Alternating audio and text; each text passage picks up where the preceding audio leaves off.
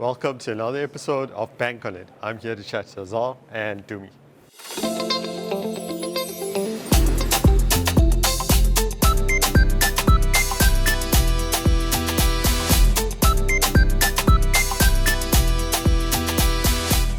Thank you so much for joining me. Thanks for having us. So we're here in a branch at Capitec headquarters. Take us through how this came about and what it's like having client service deeply entrenched in the business, so committed to client service. I think I'm going to start with why this branch exists first, if you don't mind. So the look and feel is exactly the same as any of the other 880 branches out there. We do a lot of our development and testing in this branch. So before something goes out to market, you want to test something, we specifically do it because we want feedback from the service consultants on what will work and not work. And to give you context, there's 10,000 service consultants and Bank Better champions out there. And their sole purpose is to make sure that we simplify the lives of our clients. So yeah, this is almost a testing ground for us. Dumi, how do you feel when you walk in and the first thing you see is 10,000 people? And what goes through your mind when you think about service, retail, and operational excellence? Well, this gives us a very good idea of what to roll out in the branches. If you test the queuing system, you test it here. What we're always cautious of, we are aware that the population at head office is a little bit different from the rest of the population in the rural areas of the country. So we try and do branch visits as well in the real environment, just to balance what we see at head office with what's happening out there on the field. I love the fact that you pointed that out in terms of the client demographic versus the person serving you, right? And as a bank, you've done such an excellent job of hyper-personalization and localization. And Azar, I'll bring you in on this. How do you balance making sure the people serving the communities are representative of those communities?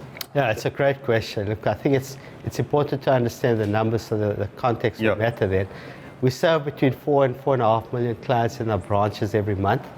And then on our self-service terminals, another 4 million clients and 17 million at the ATM queues alone. Wow. You don't do that without having a deep connection to your clients. So it's all designed in that the service consultants that work in our branches come from the communities that we serve in.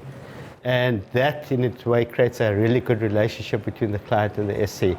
We might be speaking English here at the head office, but I can assure you in the branches out there all across the country, we use the vernacular of our clients, and that's how our SCs connect to them. They come from their families, they contribute to the communities, and I'll talk a bit about that just now as well. But everyone and anyone knows their names as well, which makes a huge difference to having this personal experience right on your doorstep. The thing that you might not have noticed as you walk in the branch, the greeting is in all 11 official languages. Hello, Molweni, Sawubona, Dumelang, Avsheni. And the way the previous CEO coined it, Ryan Stassen, he said Capitec is the bank for the community by members of the community. That's incredible. And let's tie that into the impact, the decision that a person makes in South Africa to use a bank. Because it's quite a big decision, right, with a lot of gravity behind it. So Azar, I know you have figures underpinning this, right? What's the difference between a good decision on a bank and a bad decision? How much can it cost someone, just roughly? I'll use an average client that earns between 10 and 15,000 Rand a month, right?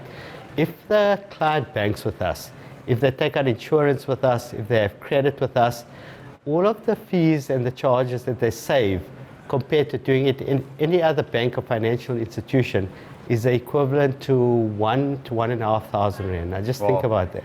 You earn 10,000 Rand, you save at least 10% of your salary because you're paying less with Capitec compared to anyone else. That makes a meaningful difference. Now, why that matters is if you speak to those clients, almost 80% of them plow that money back into their families and predominantly into education. And I don't mean their direct families, I mean their families within the construct of the communities. Our service consultants know this. So when we position a product to you, we do it with the intention of the amount that you're going to save or the value you're going to get from it, because we know what difference it's going to make. I mean, the most amazing stories you get from the branches is when someone comes back to just say, thank you. You've made a difference because I can actually take more of my kids to school, I can formalize more of their education, and I can do so much more in my community as well.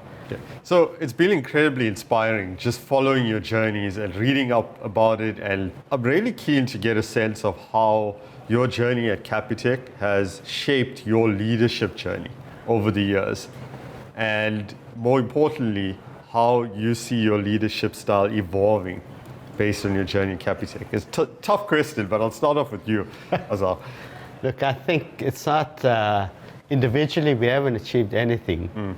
Or everything we've achieved is collectively as a bank. And so that's important, that we, underpinning the way that we work, everything is actually about the team.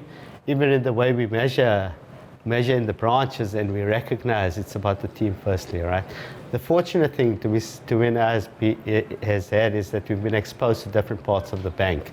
So I started out in business development as an engineer, got the opportunity to work on a lot of products and a lot of processes and systems, which gives you an opportunity to really understand how things work in the back end. And so the simplicity that you see in the front end comes from a lot of technical work that happens in the back. But ultimately, you also want to learn how to lead. And you can't lead from sitting in the shadows. You actually need to just jump in. And that took up the opportunity to do some work in operations and get the chance to really understand leadership in people as well. But it's because I've had such good examples, people like Dumi and the leaders before him as well. And I think it's important that we hear from Dumi about his story, because Dumi actually started in our branches. And yeah, for sure. I've been very fortunate and privileged in the past 25 years at Capitec. Interestingly, my journey started when I was still at school. I couldn't pay for varsity fees, and then I had to make a plan.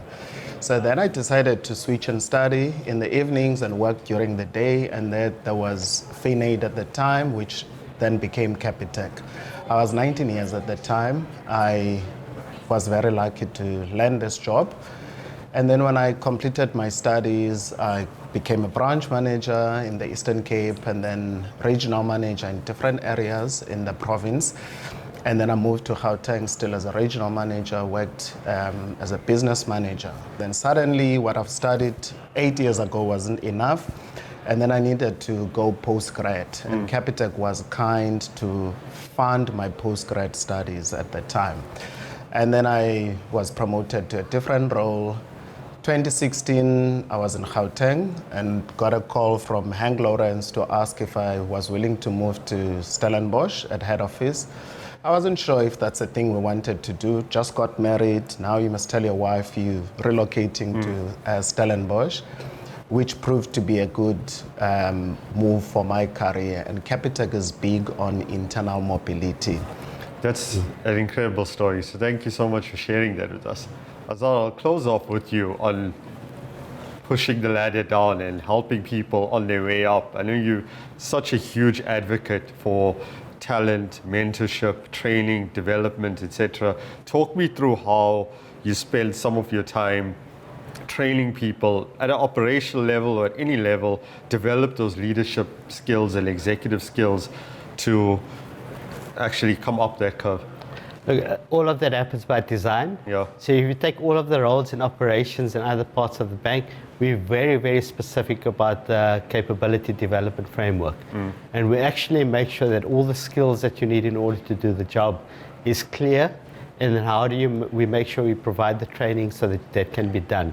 So there's quite a bit of work we do on skills building, particularly positioning to clients, really understanding our products, how to make a connection, how to make sure you know how the systems work, and we actually check against those things. Now, a big part of that is not what you learn theoretically, it's actually the shoulder-to-shoulder work you do in the branch. The preference has always been as a team. There's a problem that needs to be solved. It's not about the person, it's about what's the problem and how do we solve it from a client perspective. And that's been the recipe of our success thus far. So client-centric leadership and experiential learning. Azar, Dumi, thank you so much for this episode. I can't wait to see what you have planned next. Really appreciate it. Thank you. Thanks.